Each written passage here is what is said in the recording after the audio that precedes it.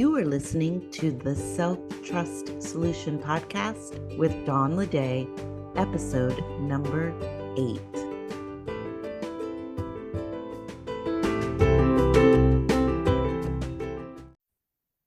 Welcome back. So today we're going to talk about expectations. And this episode is good for anyone who experiences discomfort and frustration on the regular, and for anyone that has ever been told to manage their expectations. We're going to talk about why I disagree with not having or managing your expectations, the surprising teachers of my own recent lesson in expectations, how you can use expectations for you, or at the very least, not against you, and the 50-50 of expectations. If you want to know where you land on the self-trust scale, visit me at theselftrustcoach.com and take the free self-trust quiz. Let's dive in. So there are many quotes out there, talks and writings about having expectations. Most of them go along the lines of, if you don't have them, you can't be disappointed. And I disagree wholeheartedly with that. Also, if you've ever been told to manage your expectations, maybe you're like me and it's not your favorite thing to be told, because it's like saying lower your expectations or don't have expectations. And that just doesn't sit right with me. We should have expectations. We want to have expectations. Part of our human experience is to grow, to evolve. And through that, we get anticipation, which is so fun to anticipate something, which means there's an expectation there that something good is going to happen. And how terrible would that be to take that away? I also disagree with that stance because it says that if you don't have that expectation, you won't be disappointed.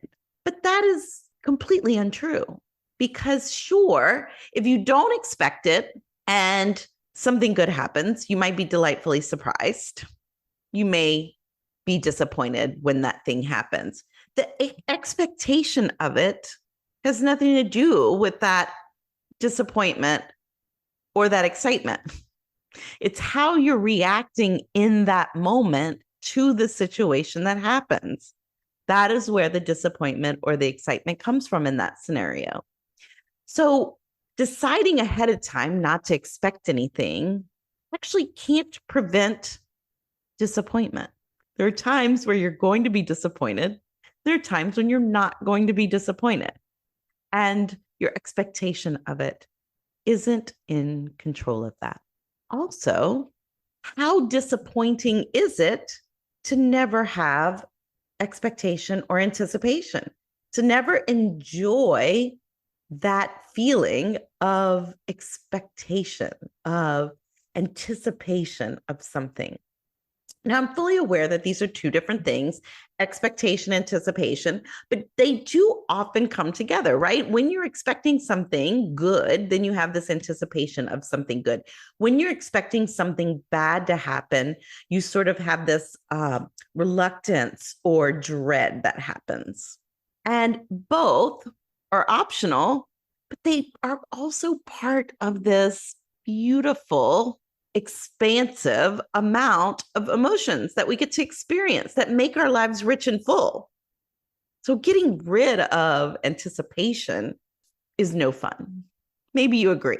So recently, I had my own lesson in having expectations, and the two surprising teachers, it's not super surprising to me because now they have become two of my most important teachers in these recent years.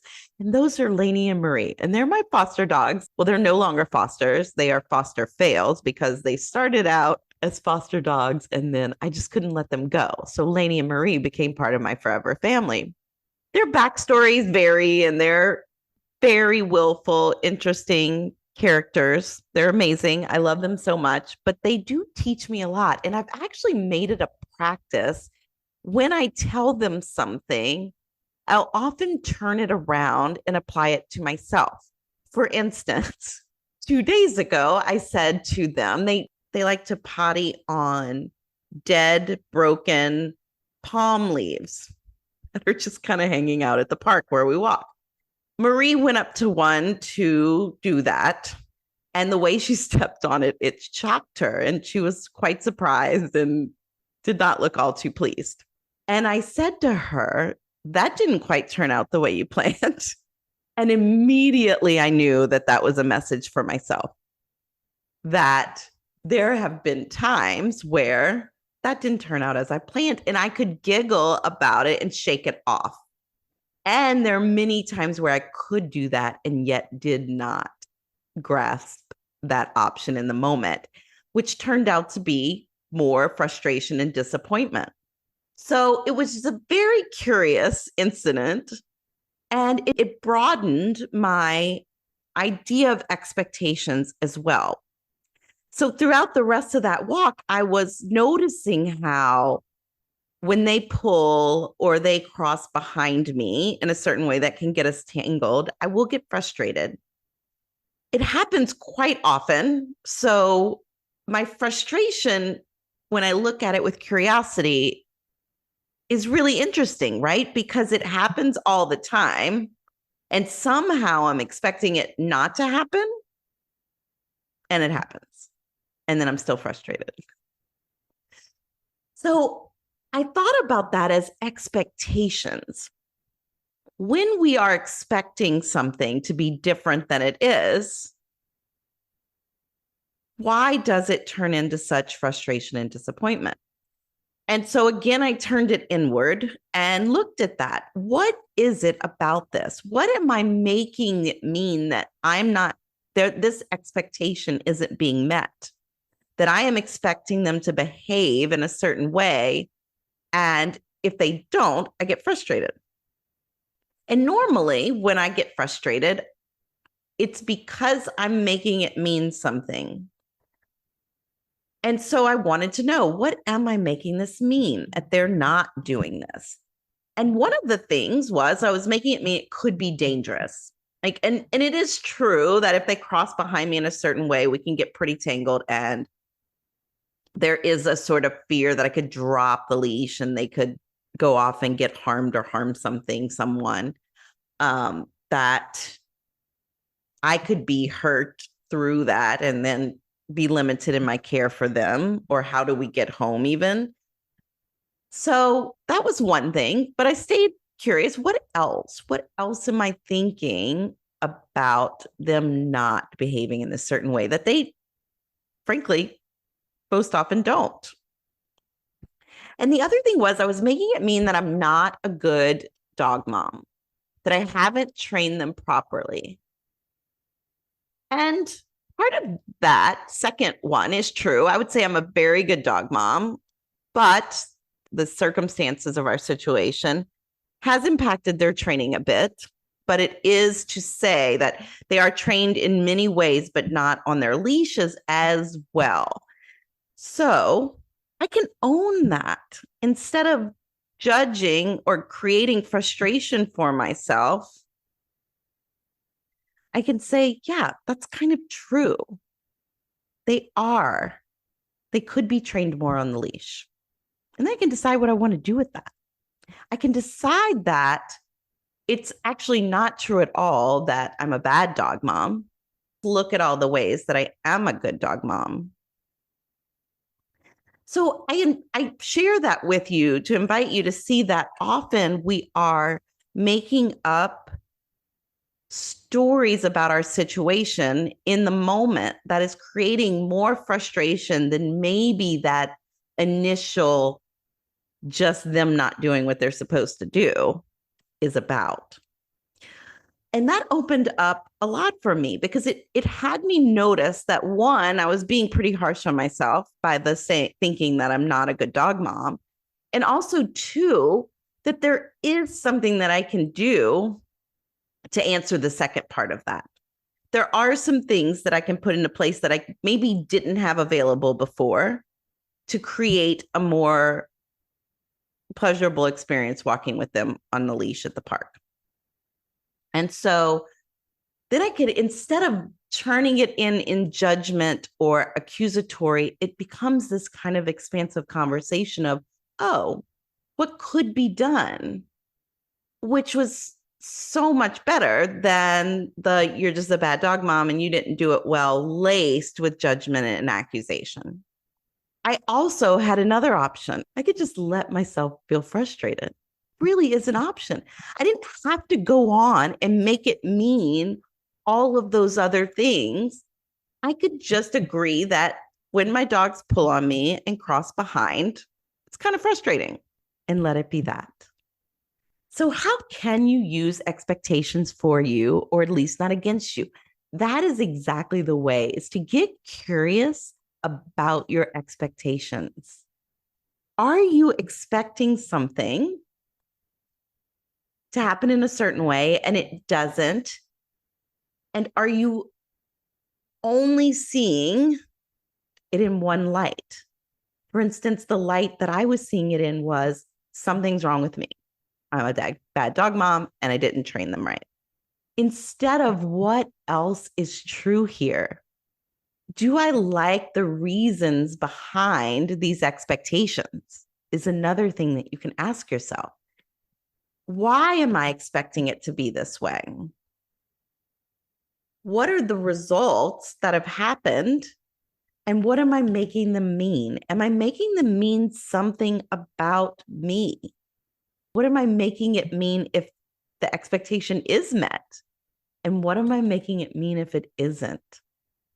And I'd invite you to also consider, what if I just let myself feel this disappointment or this frustration instead of making it mean any of those stories that may follow?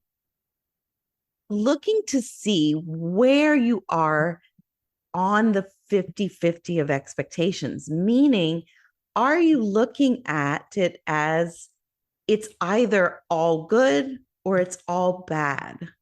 Are you expecting it to not turn out the way you want it to, because the alternative is that it turns out perfectly and you just can't imagine that?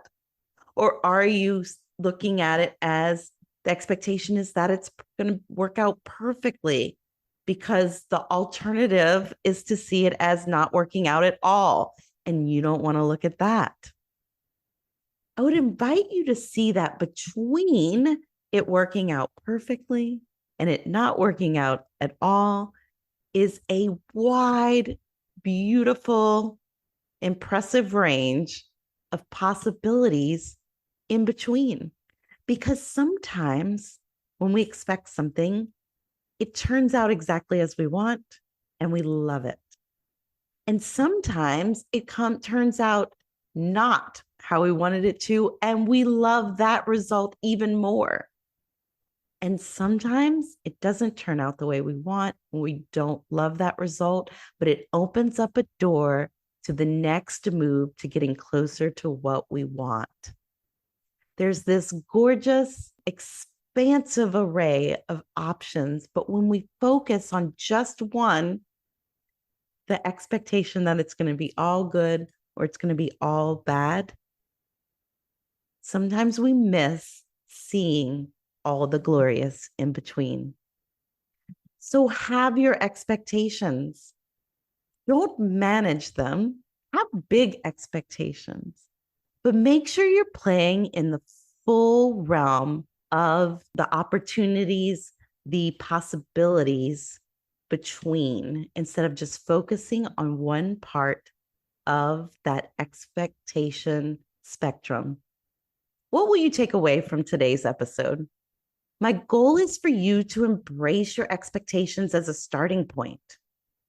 Maybe you start telling yourself the truth about the expectations you have. Can you get curious about them? Where do they come from? What does it mean if they aren't met? And what does it mean if they are? And then in what ways are these meanings true? In my case, it was partly true that they're not trained well on a leash. And that is something that I can change. It doesn't have to be an accusation or a judgment. It can be an invitation to explore, what do I want to do with that information now that I've brought that to the surface. Also, look at it in what ways is it not true? Another thing you can ask is what else could be true?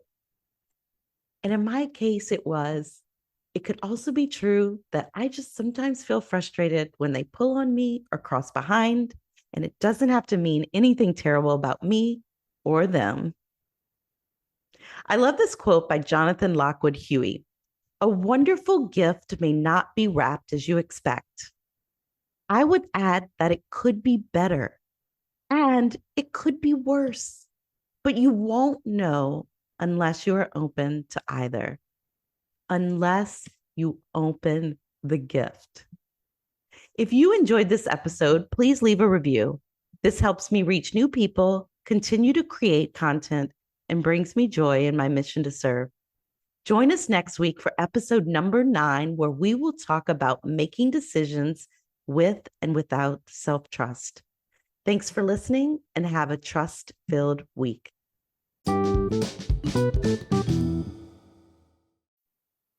And if you're ready to unlock your self-trust fueled success, join me at theselftrustcoach.com to take the free self-trust quiz.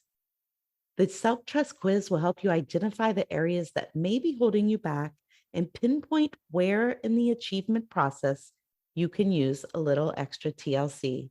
Take the free self-trust quiz at theselftrustcoach.com. See you inside.